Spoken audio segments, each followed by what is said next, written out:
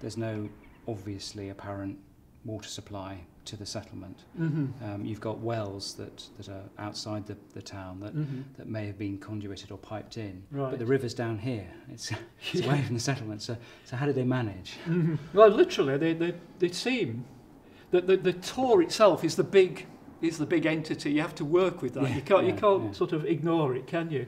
Early settlement and any management of water supply and routeways would have to skirt round the bottom of it, much as it does.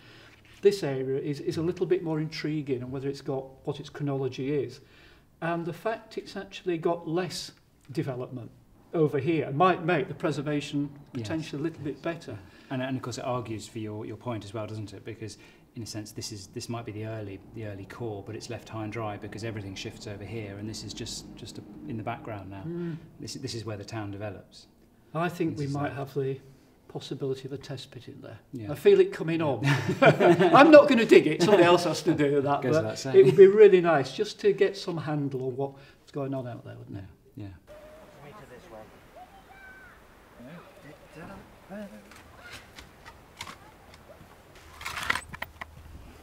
What we're doing around this sort of side of the village is we're wondering whether this might be the earlier part of the village. Well, you know why there's some sort of civilization in this part.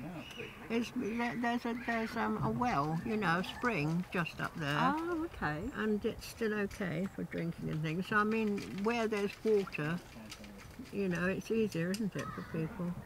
It's a very tightly compacted village, isn't it, really? There's not much, all the hills around and the street, you know, it's not much place. And most of there's no industry here, but most of it is tourist based. So a museum would be an extra bonus, you know. Anyway, it's nice to know the history of the place where you live, I think. Yeah, grandfather came here in 1903. Yeah. And ran the grocer's shop.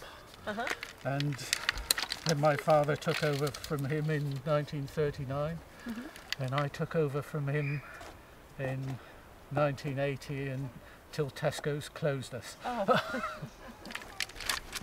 Annie, may be of interest for you.